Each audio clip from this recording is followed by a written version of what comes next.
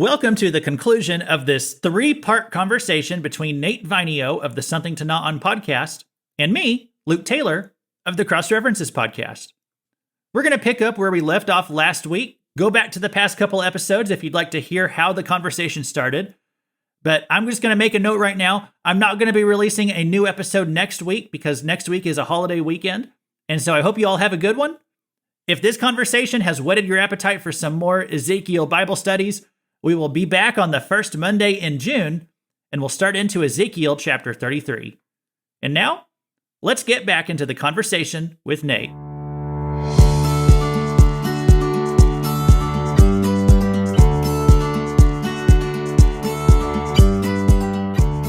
want to throw you a curveball here. You ready for a curveball? Okay. Okay. So for those of you who cannot see, which is going to be everybody because we don't do this on video here, we're sitting in a little studio.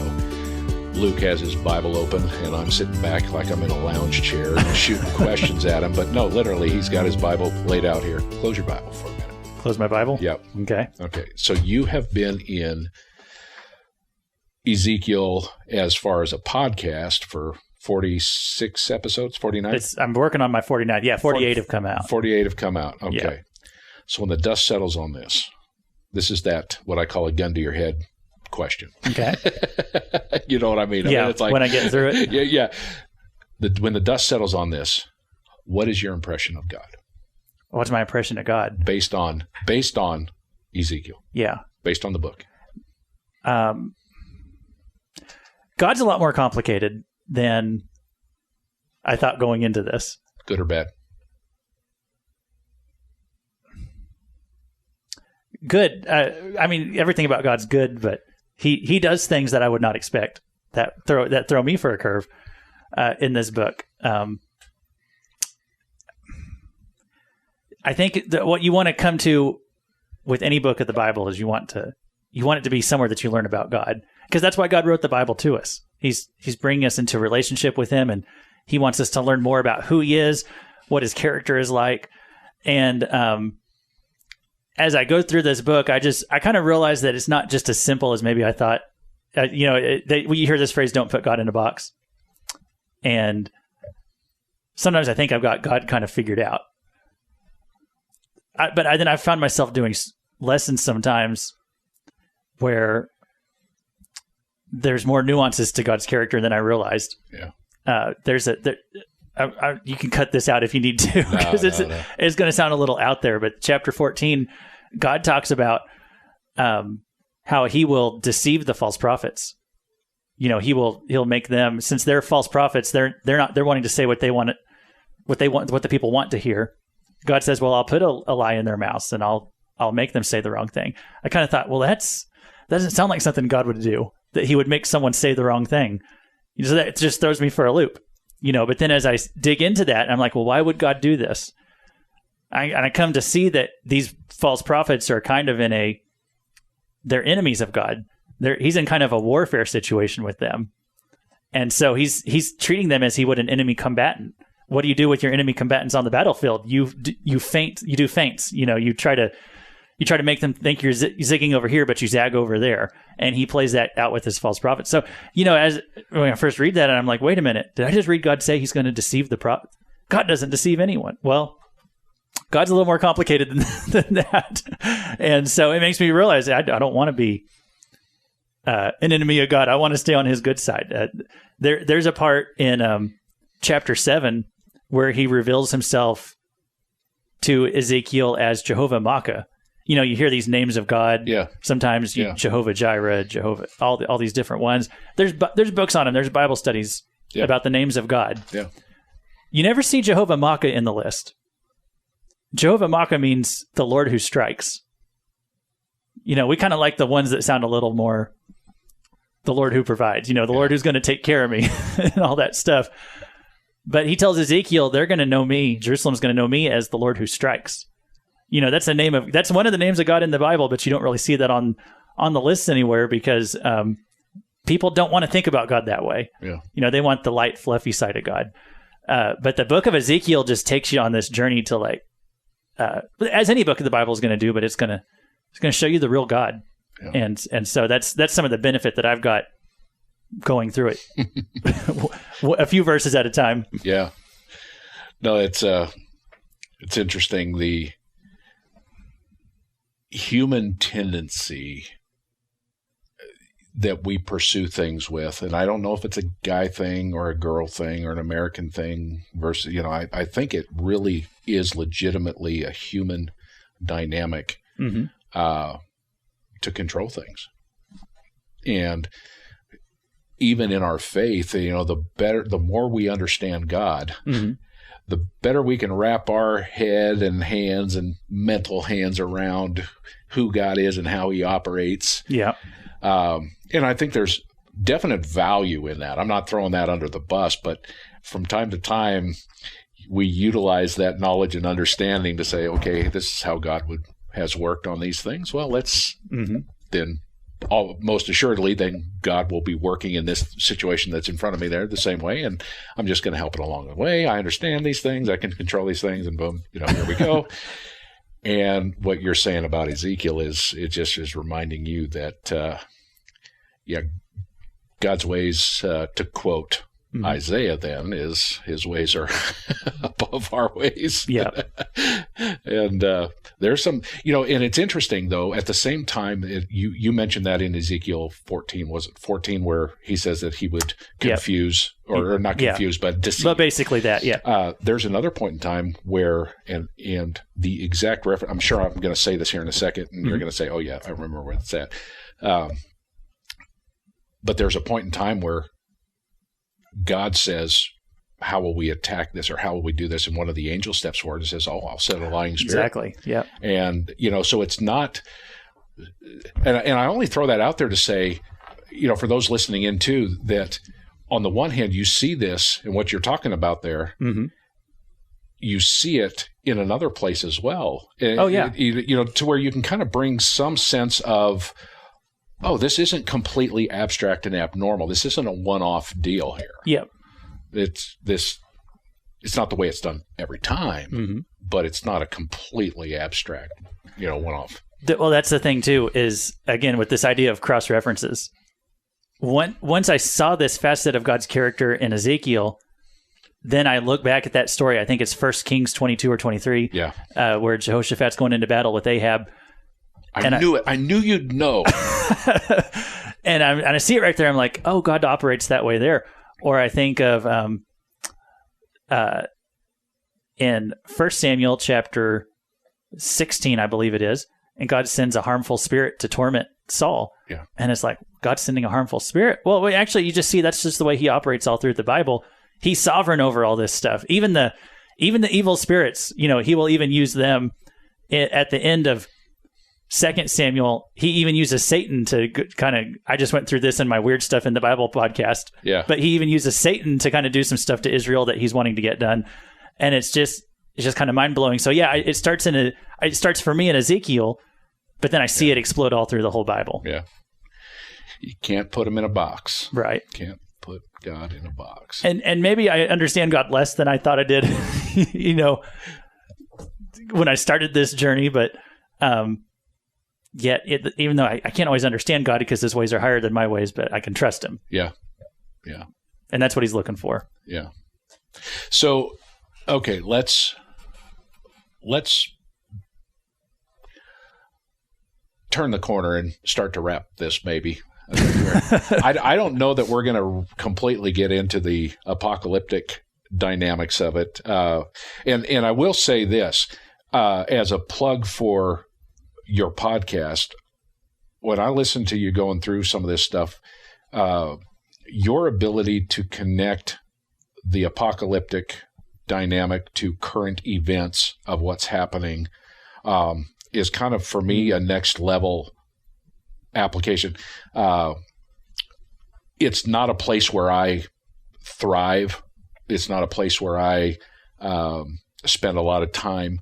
But for those of you listening in, I would emphasize, or I would carefully mention, I guess maybe be the way to say it, that there is, when we use the word apocalyptic, we're using the terminology that the judgments in this book are in reference to not just a future not just a future event, but like the queen mother of future events, the end times. Right. Okay, right. So, yeah. So, but what I like about, I mean, and we live in a very much of a, man, I mean, since I was a kid, you hear end time stuff. And I guess the farther past Christ's resurrection we get, the closer to the end times we get. But, you know, there are some things that we see that are just scary in terms of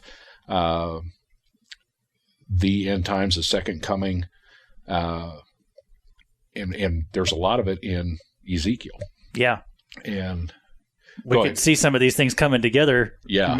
Maybe pretty soon, maybe in our lifetimes, maybe this year. and I think for the podcast and for our time frame today, I would encourage people, you know, if this scratches the itch in terms of talking about the apocalyptic prophecies and things coming true, check out the Cross References podcast and what he covers in this. It very, very, very well done. Like I said, I'm looking at a clock in some respects. I'm not sure I can edit out enough of my my laughing or my ums and ahs or pausing or whatever to keep this somewhat palatable time-wise. But I want to come back to Ezekiel the man. How does the book end for Ezekiel the man? Yeah. Well, I mean, the prophet. I don't want any spoilers. I haven't got there yet. So okay. No, Gotcha. I'm just kidding. But for those of you who follow the Cross Referencing podcast, please press pause now and come back in 3 years. Yeah. Well, as you get to the end of the book, he's having a lot of visions about future events, things far off. There's some visions of the regathering of Israel, which I haven't got. I think that's in chapters 36, 37. And a lot of people, I haven't got there yet myself, but I'm sure it's true that the 1948 reinstitution of the nation of Israel, a lot of us look at that as a fulfillment of that prophecy. Then there's this whole thing of the Gog-Magog war in chapters 38 and 39. That's something that could happen anytime. I often joke it might happen before I get there in my study on the podcast because so many things in geopolitics are coming together, but we'll see. Yeah. And then the last 8 or 9 chapters are about his vision of the millennial losing the millennial kingdom. Yeah. The 1,000-year reign of Jesus Christ. And I'm one of those who takes that as a literal 1,000-year kingdom. But he has a vision of that of the rule of Christ, and specifically about the millennial temple that's going to be present on the earth during that time period. And so it is kind of interesting that for him, you know, it starts off with, I trained my whole life to be this priest and serve in the temple, and I didn't get that opportunity. But he has an extremely detailed, like I said, 8 or 9 chapters. I don't know how I'm going to even teach through that whenever I get to it because it's so much detail stuff. But 8 or 9 chapters straight of what this temple, you know, how big it's going to be and how many cubits and all that. But he gets to see that. You know, he gets to see this temple that's going to sit there for 1,000 years that is going to be part of the kingdom of Jesus. And so that's pretty cool that it ends with him getting to see that vision. And not only that, there's a part in chapter 10 where he sees the glory of God depart from the temple, you know, because they had all this pagan worship going on in there. God's presence was in that holy of holies, you know, where nobody could enter. Yeah. But once they start trying to bring idols in, God's like, I'm out of here. And he departs the temple. That would have been, you know, just heart-wrenching for Ezekiel to have to witness that. But then he gets to see God's glory return, and he gets to see this future of where he will be someday, and where all of us will be someday is in the millennial kingdom of Christ. And so he gets to see that God's going to put all these pieces back together. It really is an interesting cap to his ministry. Yeah. You know, to, again, going back to the beginning, on the bank of the river. Yep. Bemoaning the fact that he's not going to get to be the guy. I'm trying to say this in my Eeyore voice. I'm not going to get to be the priest that I trained to be. That's a combination of Eeyore and redneck right there. Did you catch that? Did you catch redneck that? Eeyore, yeah. Redneck Eeyore. But no, we begin the book and he's bemoaning the fact that he's never going to be. You got to know that he knows that it's a 70-year penalty. Mm. He trained all that time. He's 30 years of age. If this is going to be a 70-year deal, he's not going to be. He's probably not going to be, and then coming back. He's going to have a really good donkey to make that 900-mile trip. But God takes that, works through his personality, his stubbornness, or his, whatever those dynamics there. I don't want to judge him too harshly there. I wasn't there, but it looks like he wrestled with some of that. Mm-hmm. But God knew better. Yeah. And when the dust settles on it, nobody else got to see the new shoot. He saw stuff That's true. He got a tour. Yeah. Gee whiz. Anyhow. Yeah. Wow. So he got a pretty special story. Yeah. And we can't always understand what God's doing with us, but we can trust him. We can trust him. And, yeah. I'm dumbfounded. I'm the dead air is the wheels in my brain just kind of churning on that whole thing, because not only does it have meaning to him in that moment, but you think about and I can't speak necessarily to the things that trip a trigger in terms of value for a female, but for a man, you think of the idea of purpose, occupationally, ministerially speaking, of having an impact in this world. And you stop and think about the wrestling match that he has on the bank of that river and what he goes through in the process of God breaking and molding and shaping and using him. And you back up and look at this whole thing, and it's like, it's the authors and the authors of the Bible, of the books of the Bible, the individual players in, the impact that their stories, their words that God walked them through, being shared with millions of people since, and the impact that has. Not only in terms of potentially our relationship with God and our character development or what have you, but in the legitimate planning and preparation or preparedness in terms of what we read apocalyptically of saying, man, we got to get, we got to get things. So he had no idea sitting on the bank of that river what God had in store for him. God had in store. The two Southern Missouri rednecks would sit here and applaud his obedience. Yeah. Say, yeah. Wow. So. Yeah. Well, I really appreciate how you've kind of taken all these pieces I've thrown at you, but you've put it together into this story, and so I hope people have been blessed by hearing just how you put all those pieces together. And we just went through all of what Ezekiel, what he lived through, and maybe I think anyone listening can take some of this and apply it to their situation. Yeah. And say, I don't always know what God's doing in my life, or I wanted God to do this. I had this plan, and that, the rug got pulled out from under me. But it just goes to show that God has better ideas if we'll just stay on the same page with him and trust what he's doing. Exactly. And at the same time, and again, I think I opened the conversation here with this, and that is you and I come to this presently speaking from two very different perspectives, and that is that I'm sailing through at breakneck speed through the Old Testament. But you're going at a snail's pace through Ezekiel, but you are mining absolute gold and gems in your process. And I would say that for those who are coming to this conversation and listening in on this conversation from the crash course through the Old Testament, is that what I'm doing on the crash course through the Old Testament is exactly that. It is, I am busting tail to get through this thing, to give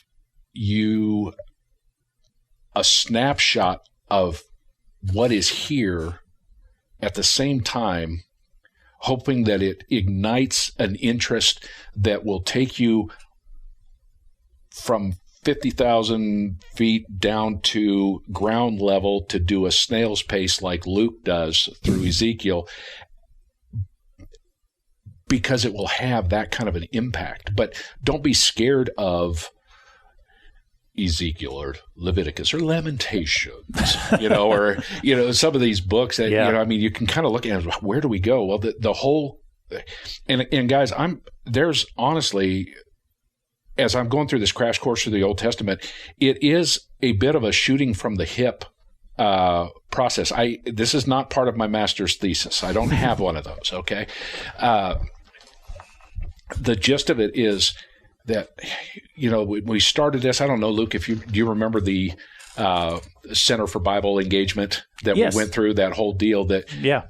it doesn't take, I don't know, maybe it does take a rocket scientist, because these guys that did this study were actually, I read up on them, and they're very well-educated individuals doing that study for Bible Engagement, Center for Bible Engagement. But what they came up with was that if people get into the scriptures for themselves on their own 4 times or more per week, if you go through the list of bad habits and behaviors and sins, most likely cut in half.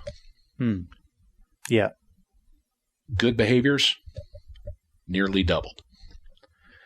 Now, you put Bible reading next to going to church and tithing and praying and going to the potluck dinner and all sorts of other biblical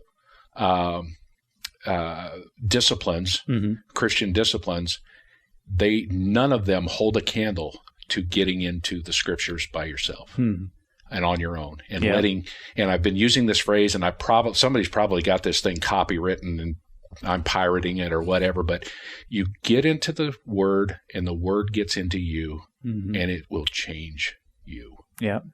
And that's the goal in this whole crash course through the Old Testament is let's get this thing, let's break it down section by section, book by book, keep it from being so intimidating for some. And so we've got the books of the law, and there's history in that. We've got the books of history and the kings and the judges, and we got the books of poetry, and now we're into the books of the prophets. And admittedly, let's just be honest, the books of the prophets with so many, like Isaiah was the first 39, are very judgmental. Right. Ezekiel was how many? The first 24 for Jerusalem, and then another 8 for the Gentiles. So it can get really thick in terms of judgment, but I hope we're going through this fast enough and quick enough to say you need to be sure that when you go through it, you hang on to the end, because there is incredibly good stuff in here for you, and it'll change your life.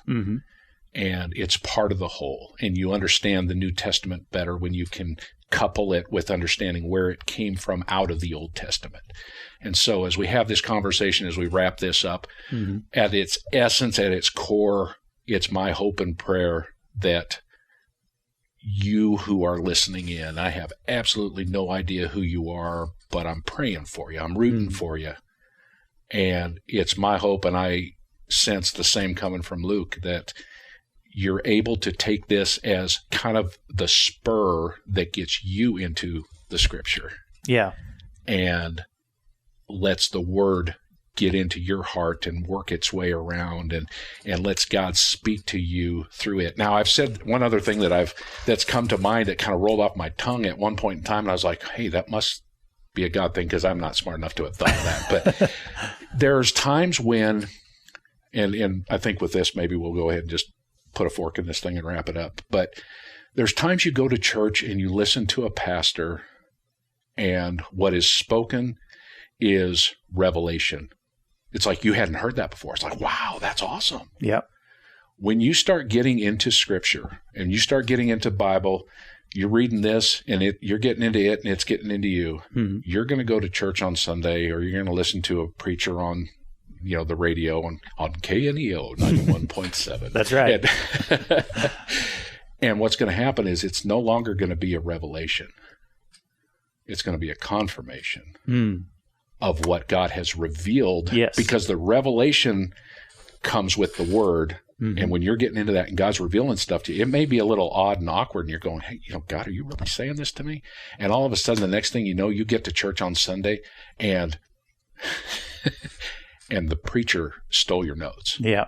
God spoke the same thing. Imagine this. God speaks the same thing to the preacher that he speaks to you. Yeah.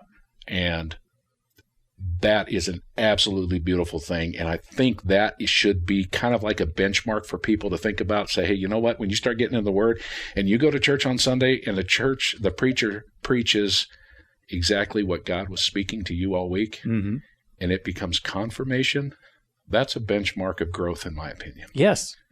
And if you're not reading your Bible, you deprive yourself of that opportunity. Yeah. And so, that said, that's what we're shooting for here. That's the goal of having this long and fun conversation with Luke from Cross References podcast, Weird Things in the Bible podcast. I have a few ideas that I'll pitch your direction. I'll throw you a few nuggets, and you can see what you can look at the passages and tell me what you think. I'll add them to the list. The more you read the Bible, you can't go more than half a page before you run into something weird. So, well, there was a point in time where Danny Mullins and I were sitting in this studio here for one of our deals, and we were talking about humorous things in the Bible. And I would categorize some of the humorous things or oddities of the Bible in that category. And, and there are some of them that I look at, and it's just, they make me laugh. Yeah. They really do. I'm like, you've got to be kidding me. It records humanity. It records the stupid things that people do or say. And it's a good thing I didn't. And I think God has a sense of humor. Yeah. Oh, we got to capture this one. Yeah. So, all righty. Well, Luke, thank you so much for your time, your patience, your input, and your work on everything in Ezekiel here on your podcast. Thank you for sharing that with my audience. And if you share this as well with yours, God bless them. Yeah, certainly. I appreciate what you're doing to, it's kind of like what I'm doing. It's just my offering to the Lord. And I know that's your heart behind why you're doing this podcast here too, is we're not doing it to get rich. We're not doing it to get famous. It's just something that we can do to try to bless people, because God's blessed us so much that we don't want to just keep it all to ourselves. So anything we can do to get his name out there. And thanks for featuring my story back at Christmas time. I wanted to mention that because you mentioned that at the beginning, and I thought, that was really special for me, because when I wrote that story, I wasn't thinking of it in terms of how you got, you read it and you talked about how there's the need of a man to prove himself and all that, and I was like, all that was in there, but I wasn't thinking about that, I wasn't analyzing it that way. But everything, it's kind of interesting to hear yourself kind of psychoanalyzed on a podcast. But everything you all were saying was just like, I think that was spot on. So when you asked me if I wanted to send you a story for that, and I kind of said, well, I'll think on that. I was like, do I have any embarrassing stories about myself?